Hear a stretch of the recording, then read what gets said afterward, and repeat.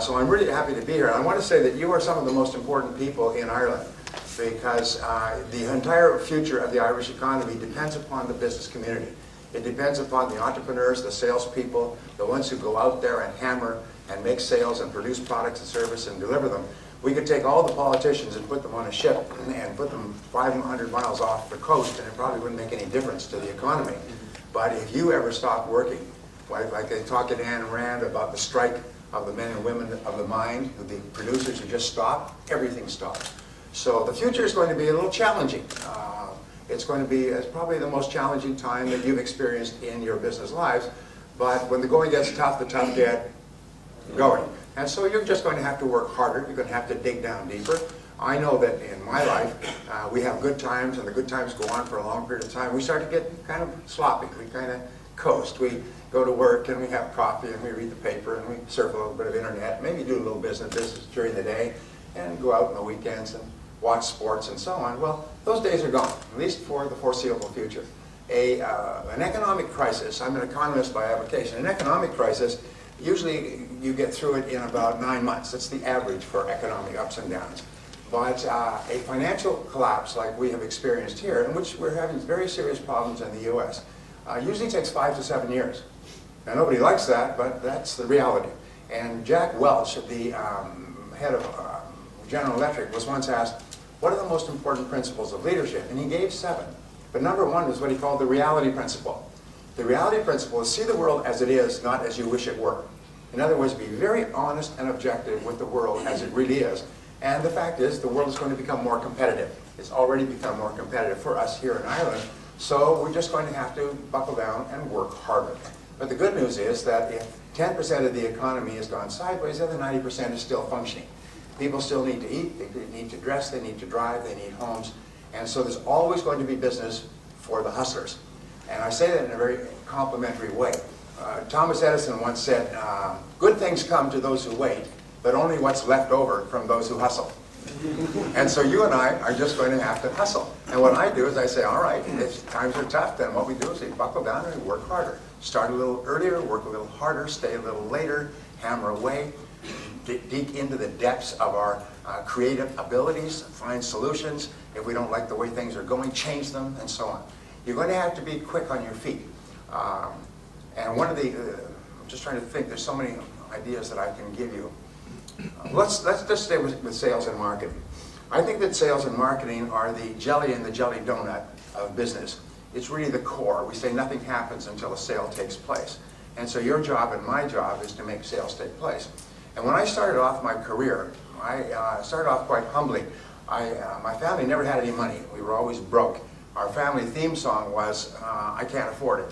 We can't afford it. We can't afford it. Sung in every chord and bar. I think you may have grown up with the same theme song.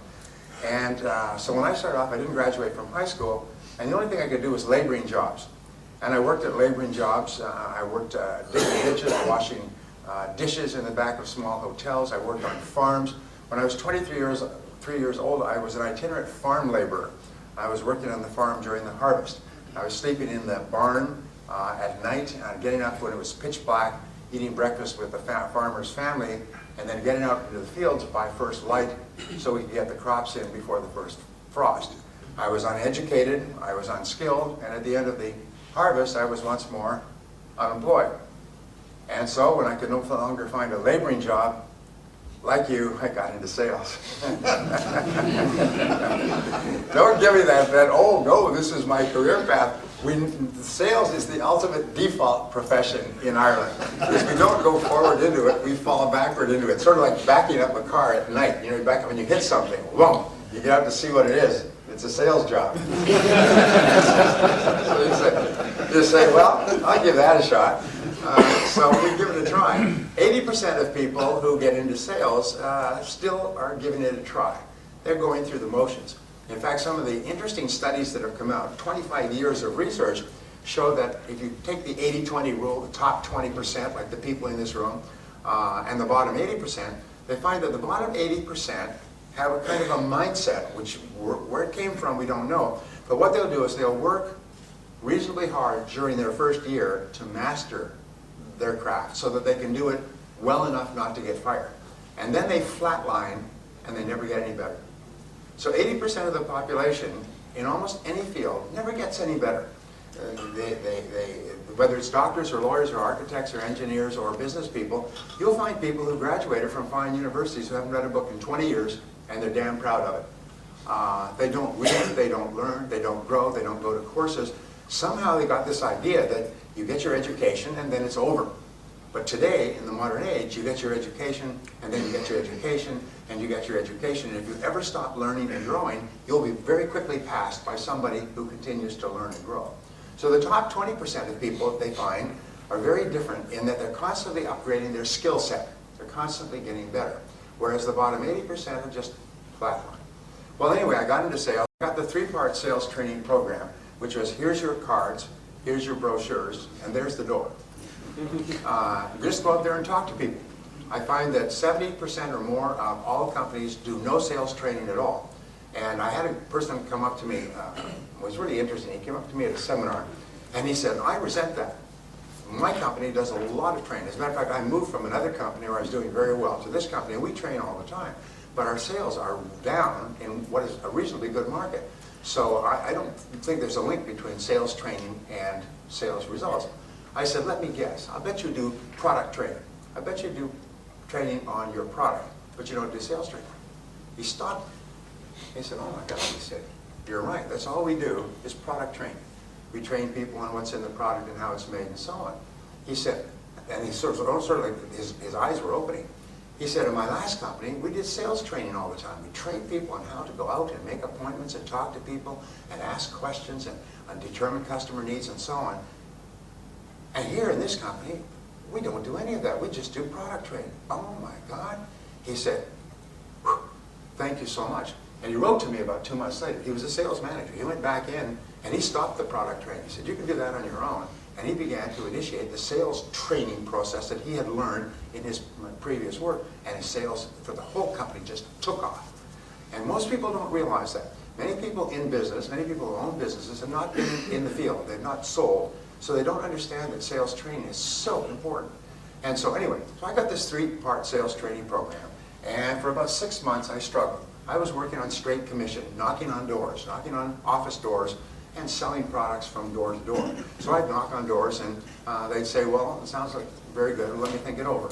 And I'd go to the next door, let me think it over. The next door, let me think it over. Let me think about it, let me think it over. I soon had that whole city thinking about it. I expected at any minute the dam would break, the phones would fall off the hook, and all those people would have finally come to the conclusion to buy my product. It wasn't until later that I learned that the words, let me think about it or let me think it over, mean goodbye forever. You're a lousy salesman. I'll never see you again or talk to you again. I'll never take your phone calls or your emails or your cover little letters. Is we will never meet again. Goodbye, goodbye. Well, I would go, and I wasn't afraid to work, because at least it was clean work. So I'd get up in the morning, and someone said, you know, sales is not a sales business, it's a rejection business. So the more you get rejected, the more sales you'll make. So go out there every day and get hammered. So I would go out, and I would start, first of all, at 8 o'clock, and then at 7:30. Pretty soon I'd get up at 6 in the morning, and I'd be in the parking lot at 7:30 when people came to work. And I'd say, hello, good morning. I'd walk in with them. And I would work all day. Then I used to run from door to door so I could be rejected more often. And then at night, in the evenings, I would go out and I would knock on doors in apartments and neighborhoods, home doors. And I'd work till 9 or 10 o'clock at night. And I still wasn't making any sales. And I just couldn't understand it. And this went on. Every so often I'd make one sale, which would keep me alive, just barely keep me alive to the next sale. After about 6 months, I noticed there was one guy in our office. His name was Pete. And Pete would roll into the office at about 9:15. Customer prospect would come in. They'd have a nice little talk. Ho, ho, ho. You wouldn't know what they were saying. Customer would pull out a checkbook, write a big check, sign the order. Pete would go out, make a couple of additional calls in the morning, have lunch with another prospect, make a sale, make more sales in the afternoon. Pete was earning 10 times as much as anybody in our company, and he wasn't even working very hard. Here I was just hammering away and barely surviving. And Pete always had a pocket full of money, went to great restaurants. He'd walk into a restaurant and he'd peel off 10, 20 euro bills, like a mafiosa, good fella. People always give him the best tables. When Pete said, anybody want to go for lunch? Oh, you want to get close to Pete, because Pete could pay. You couldn't pay. Remember those days? Anyway, so I went up to Pete and I did something that changed my life, and I hope it changes yours. I said to Pete, Pete, what are you doing differently, or what are you doing that enables you to make so many sales? What are you doing differently from me? He said, well, show me your sales presentation, I'll critique it for you. I still remember that. I said, what? Your sales presentation? I said, you show me yours and I'll show you mine. Because I didn't have a sales presentation. I was doing the blah blah selling. You know what the blah blah sell is? Blah blah blah blah blah blah. Recite stuff from your brochure, blah blah. Say what clever things they told you to say in the office, blah blah blah blah. And you hope that in the midst of this they would say, stop, I'll buy. And it wasn't happening. And that's all I knew to say. It was just to talk fast. You know, we say in Ireland you have the gift of the gab. So I would talk faster, and if the customer started to lose interest, I talk a little faster or louder. They started to look at their watch, I talk a little faster and louder. And pretty soon they say, well, let me think about it. And I'd be back out into the street. And I said, so this is what I'm doing. He said, no, no, that's not how you sell. He said, selling is a logical and orderly process. And it has 7 parts to it. And if you follow the parts in sequence, sales come out the other end. It's almost like a production line. And if you don't, you don't. And the sales don't happen. It's just, it has nothing to do with you as a person. So he showed me, and he took out a piece of paper. He said, let me show you a typical presentation. And he started to show me a presentation, and he wrote it down. And I still remember. I can remember the time, place, spot, because it changed my life. What he showed me is that selling is logical. And if you follow the process, you make sales. And if you don't, you don't. And nature is neutral, and nature doesn't care. If you're a complete idiot and you're an immigrant and you arrive here and you don't know anybody, if you follow the process, you make lots of sales, and if you don't, you don't. I learned later that Pete, when he had gotten out of college, and he hadn't done particularly well, he got a job selling for a large company. And the company trained him. And they trained him for about 9 months. About half of the time in the office, in training, and half of the time in the field. And this is what the big companies do. The grown-up companies is what they do is in the office, in the field, like a windshield wiper, alternately. So you learn and you practice. And in IBM, they train you for 18 months. And at 18 months, if they are satisfied, for the first time, you can be alone with a customer. Up until that time, you're always supervised by a supervisor who goes out with you until they reach the point where they feel that you are capable of being alone with a customer for the first time. 18 months of training. And at IBM, and I worked for them about 30 times as a speaker, IBM then went on to conquer the world. Because their salespeople were considered the best salespeople in the world. They could go into any market, anywhere, any company, under any situation, and sell tens of billions of dollars worth of product. And once you met an IBM salesperson, there was a bounty on IBM salespeople. I worked with these personnel consultants or executive recruiters. They would be sent out into the field to see if they can get an IBM person. Hire them. If you can get an IBM person to come and work for us, we'll pay them anything. Couldn't get people away from IBM. IBM paid their people like kings and queens. They lived in beautiful homes because they knew that the whole focus from Thomas Watson Sr., who founded IBM in 1928, the whole focus was on the salespeople. Train them and train them and train them like an elite, crack military team. Whereas the other companies just stand in there and say, yeah, here's your cards, here's your brochures. Couldn't understand why IBM was eating their lunch. I learned later, and I worked with probably 1,000 big companies and thousands of small ones. All the big companies train and train and train like crack athletic sports teams. And all the average companies take training indifferently. They maybe listen to a tape once or have a little pep talk in the office. And so what he told me was this is how to sell. Pete, by the way, could now go, after he had been trained, he could go into any industry or any company, in any economy or even any country, and he could be earning 10 times as much as another salesperson within 30 days because he was fully trained, almost like a chef or a diesel mechanic or a doctor. He had the training. All you had to do is put it in place. So he told me these things, and I thought I had died in heaven. And I took notes, took frantic notes, and instead of talking all the time, I asked questions. And instead of blah, blah, blah, I listened carefully to answers, and customers began to respond to me differently. And they began to be open to my offerings, and then they began to buy my products or services, and then my sales started to go up and up and up. They began to hockey stick.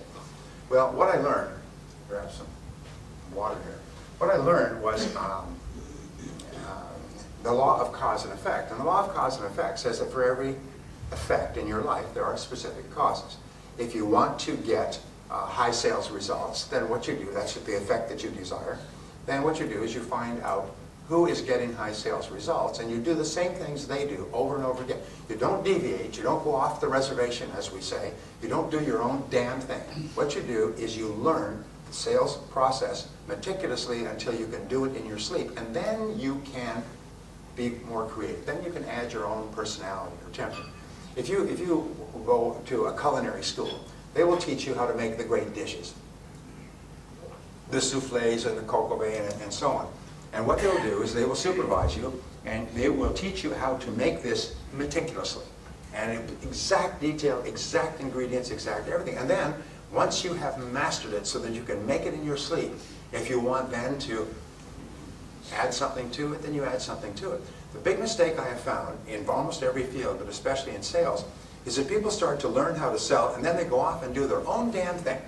They go off the reservation and they say whatever they want. They deviate, which is why the big companies send a supervisor out and they watch them, and no deviating. Just like a school marm with a ruler, they give them a smack. You deviated from the professional selling presentation we use. And a professional presentation will increase your sales by 500%. Literally, once you've learned the presentation. It's almost like becoming a fast gun, being able to draw and fire. And you, as a professional, can outsell your competitors. You can sell higher priced products against lower priced competition. You can sell more products against companies that advertise or have been in the business forever. You can walk into a market and you can eat it alive if you know what you're doing. If you don't, what happens is you'll be struggling, you'll be frustrated, you'll be worried about the economy. Well, what I learned over the years, and by the way, the research on this is tens of millions of dollars. One series of companies came together, put together a pool of tens of millions of dollars, and paid for 55,000 sales calls to be carefully videotaped and vetted by professionals. And what they did is they would interview the salesperson before the sales call and say, what do you expect to happen? They would interview the customer. Why are you meeting with this salesperson, and what is your expectation? Then they would videotape the sales calls, and they would look at them, and they would then run them dual screens so that you have the salesperson's face and the customer's face throughout the sales conversation. And they would watch what the salesperson said, they would watch how the customer responded and reacted, and then if it turned into a sale, they would ask the customer afterwards, why did you decide to buy? And if they decided not to buy, why did you decide not to buy? If they decided to buy after 2 or 3 calls, why did they decide to buy after 2 or 3 calls? And what happened was almost like a Polaroid photograph. If you remember the Polaroid photograph, you take the photograph and then the chemicals begin and the picture starts to emerge. A picture started to emerge of how top salespeople sell in 32 different industries. And it was literally a repeatable, duplicable pattern, like a recipe. It was always the same. And so that's what I began to learn and began to study. So in selling, what you find is you have 7 parts. And the 7 parts are like the 7 numbers in a telephone number. First is prospecting. And prospecting means separating prospects from suspects. Now, what is a prospect? A prospect is a person who has 1 of 4 qualities. And by the way, marketing is always starts with these 4 qualities, because marketing, what's the difference between marketing and sales, by the way? Do you know? People say marketing and sales, sales and marketing, and often, even business people really don't know the difference. What's the difference? Yes, sir. Could you speak up, please? Marketing is effectively made what sells. Or sorry, sales is made what sells. Marketing is sales is sell what you make. Marketing is made what sells. That's very close. Thank you. Actually, marketing is the business of getting people to raise their hand. For instance, I would say, anybody here hungry? You know, lunchtime, anybody hungry? I'm hungry. So now we know the people who are qualified if you sell food. Okay? Now, selling is converting that person who is hungry to coming to your restaurant rather than somebody else's. So remember, marketing is attracting qualified prospects, and selling is converting them into customers. And it's 2 separate processes. Peter Drucker says that the purpose of marketing is to make selling unnecessary. And a perfect example, which we all like, is this whole thing with Apple. What Apple's done in the last 10 years, They come out with an iPod, and everybody has no idea what an iPod is, and as soon as they understand, you see that Sony last year shut down their entire Walkman division. Used to be $1 billion in sales. They shut it down completely. The iPod put them out of business. And then after 2 or 3 years, they come out with an iPhone. What is it? What is an electronics company doing with an iPhone? I mean, the telephones are developed by telephone companies. They come up with a phone that is now selling $50 million a year. It's unbelievable. Then after 2 or 3 years, they come up with the iPad. Anybody got an iPad? We've got an iPad. What they do with those is people line up around the block. They don't even know what's in it.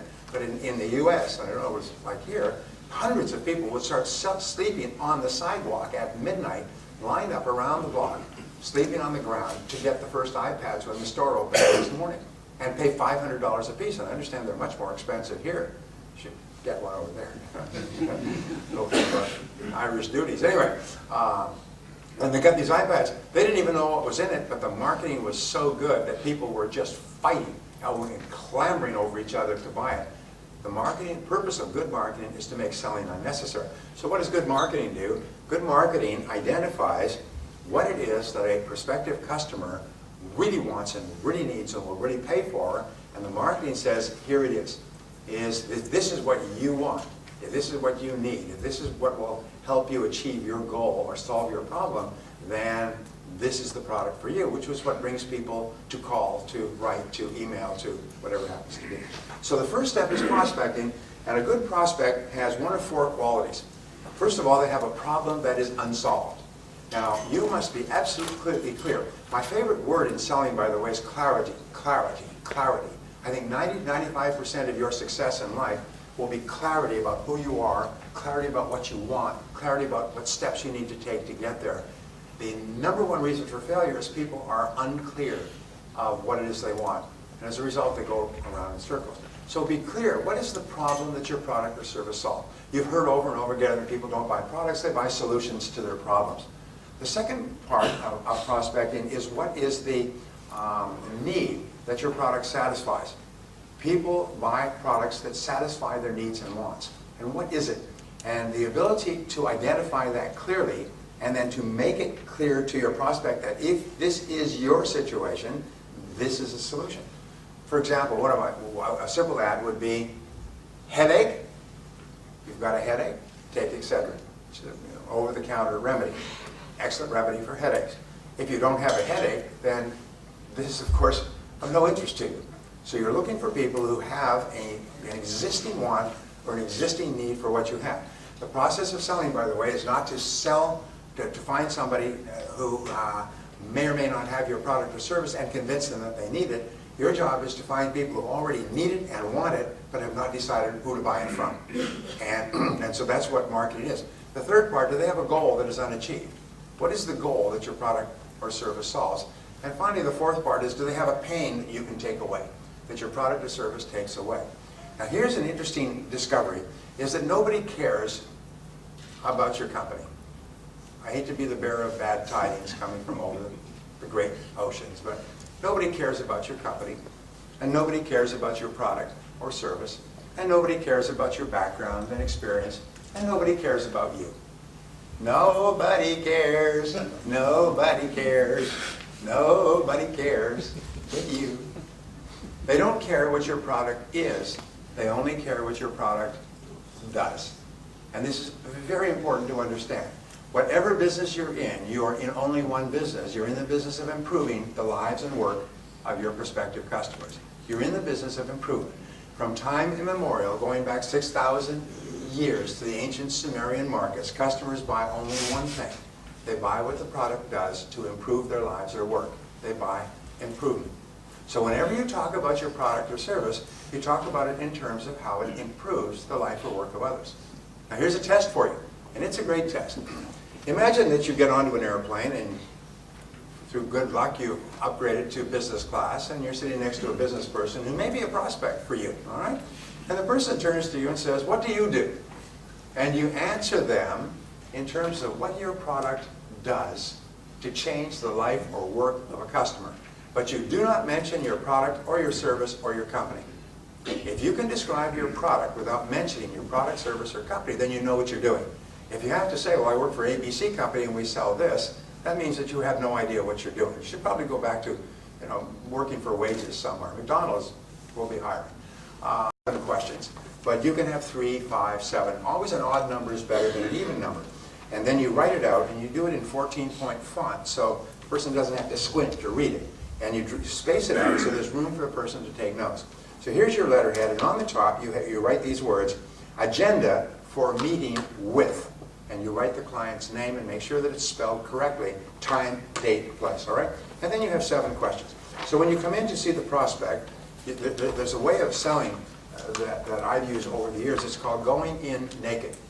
And going in naked means no brochure, no briefcase, nothing. You go in with nothing in your hands.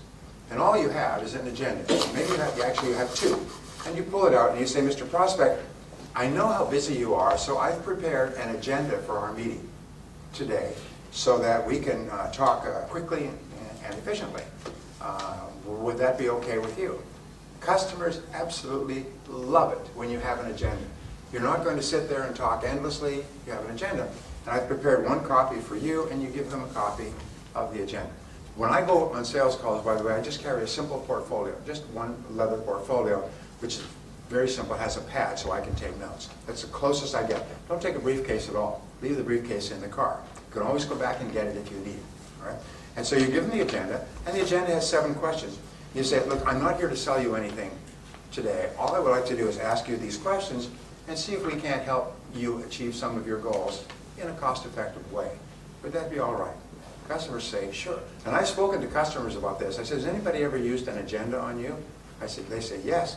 And I said, how did you feel? They say, they love it. They love it. And your credibility goes straight up. Because now you've positioned yourself not as a salesperson, but as a consultant, as an advisor, as a friend, as a helper. You're not there to sell them something. You're there to help them improve their life or work. And so your questions go from the general to the specific. From the broadest question, like, what are you doing now in this area? And how is that working for you? And what are your plans for these, in this area in the future? And what sort of budget do you have? And what sort of things are you looking at, or other companies, and so on? And what kind of timelines do you have? So you go from general to specific. And at the end of asking 5 or 7 questions, and 7 is my favorite, the person can take notes. They can take notes because you've left lots of room. And very often it's clear that the customer, yes, does need, can use, and can afford your product or service. And you haven't tried to sell at all. We call this selling without selling. All you've done is ask good questions. Customers also love it when you have a track to run on, when it's clear that you're going somewhere with your questioning and they've got it written down. And then they can take it away and they can talk to someone else and say, Connor was in here this morning and he was telling about this, and he's got some very, very good questions here that we need to think about. And they can show it to other people. They can actually sell internally. You know that 95% of the sale takes place when you're not there today.